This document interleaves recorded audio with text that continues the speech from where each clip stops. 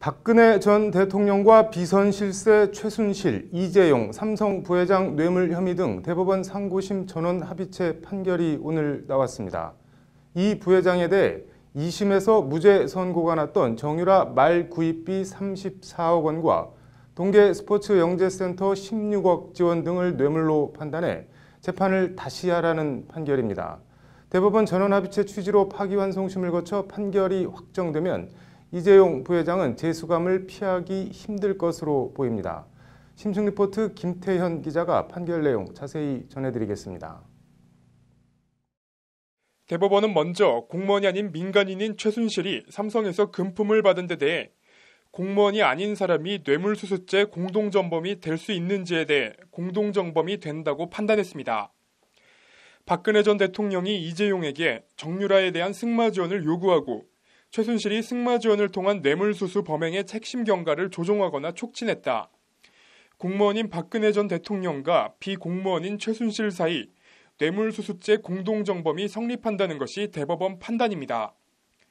제3자 뇌물죄 전제 조건인 부정한 청탁에 대해서도 대법원은 경영권 승계라는 현황과 부정한 청탁이 있었다고 판단했습니다. 최소 비용으로 삼성 계열사들이 삼성전자와 삼성생명에 대한 이재용의 지배권을 강화할 목적으로 그룹 차원에서 조직적 승계 작업을 진행했다. 청탁 대상과 내용이 구체적일 필요는 없고 그에 대한 인식은 미필적인 것으로 충분하다. 2심이 부정청탁의 대상이 명확히 정의돼야 하고 청탁도 명확해야 한다고 판단한 것은 잘못이 있다는 게 대법원 판시입니다. 대법원은 또 이재용 부회장은 정유라 승마 지원 등에 관여한 바가 없고 인지하지도 못했다는 이 부회장 측 주장도 받아들이지 않았습니다. 최지성, 장충기, 박상진에게 박 전 대통령의 요구를 전달하고 승마 지원에 관한 포괄적인 지시를 하며 보고를 받았다는 것이 대법원 결정입니다. 돈을 준 삼성은 최순실이나 박 전 대통령에 의한 강요 피해자라는 이 부회장 측 주장도 대법원은 기각했습니다.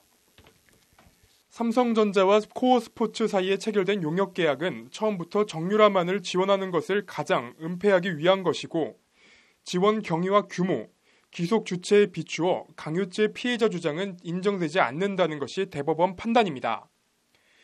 이런 전제 위에 대법원은 2심에서 무죄로 선고한 말 구입비 34억 원과 영재센터 16억 원 등에 대해서도 뇌물죄 유죄 취지로 재판을 다시 하라고 사건을 서울 고법으로 돌려보냈습니다.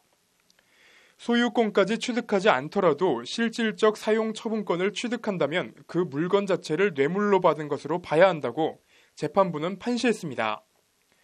대법원의 오늘 판결로 2심에서도 유죄가 선고된 말 구입 용역대금 36억 원과 합치면 이재용 부회장의 뇌물 횡령액은 86억여 원으로 늘어납니다. 특정경제가중처벌법상 횡령액이 50억 원을 넘을 경우 법정형은 5년 이상 징역입니다.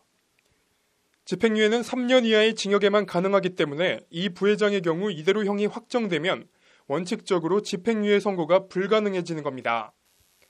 이 부회장은 앞서 1심에서 징역 5년의 실형을 선고받았다가 서울고법 형사 13부 정영식 부장판사 항소심 재판부에서 징역 2년 6개월에 집행유예 4년으로 감형을 받아 석방됐습니다.